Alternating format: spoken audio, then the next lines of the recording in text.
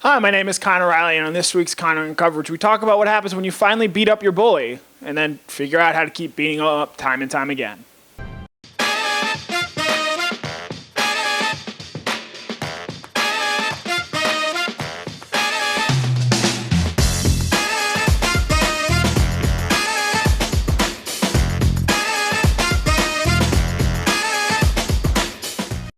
SEC scheduling has been in the news quite a bit recently. It stems from SEC spring meetings where they ultimately didn't choose to have a vote on which schedule to go with.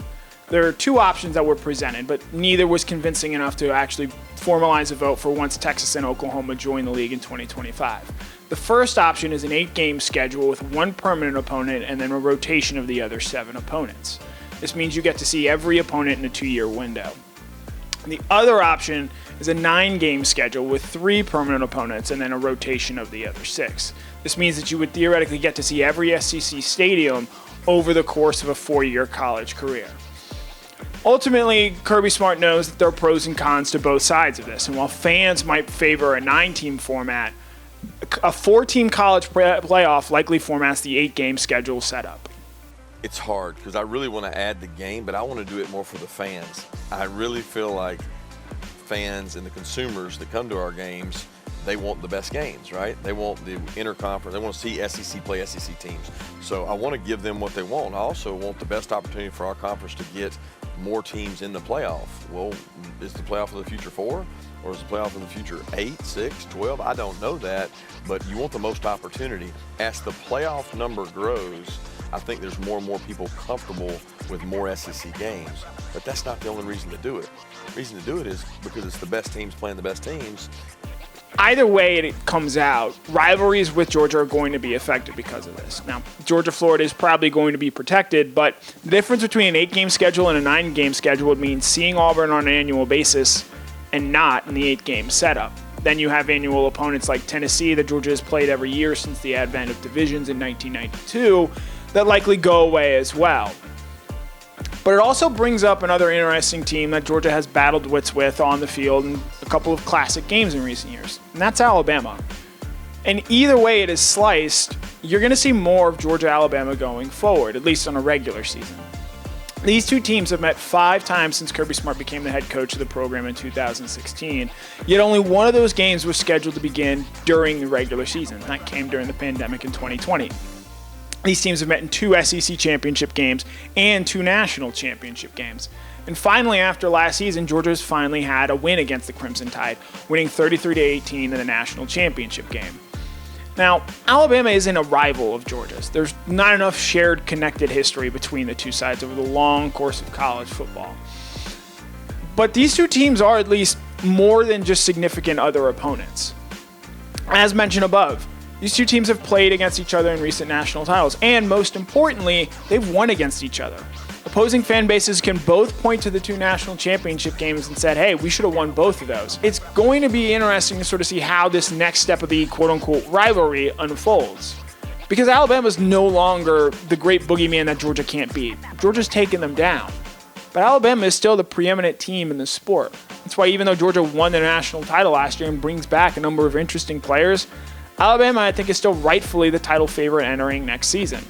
So long as Nick Saban is the head coach at Alabama, there's going to be an aura around that program. But Kirby Smart's shown that Georgia's capable of taking them down, and if there's any program that's capable of being the next Alabama, it probably is Georgia with how well they've recruited. And note, Nick Saban isn't getting into skirmishes with Kirby Smart the same way he is with Jimbo Fisher. There's a real sense of respect between the two sides, and maybe while Nick Saban might never admit it, a real sense that Georgia probably is closer to beating and taking over the sport from Alabama than Texas A&M certainly is. That's why he's not threatened when Georgia recruits as well as it is, because he understands that Georgia is capable of doing that far more often than it had been before Kirby Smart had showed up. Now, regardless of what schedule matter goes into effect for the SEC, that won't happen until 2025 at the earliest, when Texas and Oklahoma join the league. But there's a good chance that even though Georgia and Alabama aren't scheduled to play each other again until 2025, potentially at the earliest, you're going to see them in games that matter, whether it be a college football playoff or an SEC championship. And so while these two teams aren't rivals and won't see each other on an annual basis, even if the SEC does go to 3 permanent opponents, This skirmish, dust-up, whatever you want to call it, between these two schools continues to build. This last January was just the latest chapter in an epic saga between the two sides battling back and forth. And finally, Georgia won one. Georgia continues to win and Alabama continues to dominate the sport.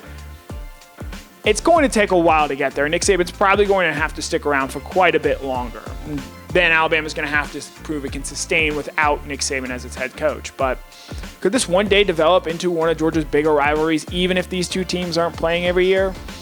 That's something that's too far down the line to answer, but we do know this. When Georgia and Alabama meet, this game means something to the players on both sides. Just never beating them, I mean, it was just special to me. I mean, so many games we had them down to the wire, and they just came clutching in every moment. So I mean, just beating Alabama is special to me because I mean they got a great coach, great team. I mean, it's just special. Just winning the national championship period is special. Definitely for me, I went against Alabama 3 times, and winning this one as my final game playing against them is pretty sweet and pretty amazing. They got a talented team, and that was always like the team that we couldn't get over the hump for. But making this opportunity, maximize this opportunity, it was just amazing. Whether Georgia's able to take that next step and fully knock Alabama down another level as the top power in the sport, or whether the Crimson Tide and Nick Saban are able to reclaim the throne and win a national championship this year, it's going to be interesting to see how these two teams match up and compare themselves to each other. This isn't a rivalry yet, but give it time and a little bit of stakes and a little bit of seasoning, and this could very well develop into one of the bigger matchups in college football. And while it won't be on an annual basis, it's always going to be interesting when Georgia and Alabama take the field against each other. My name is Connor Riley. This has been a DawgNation production.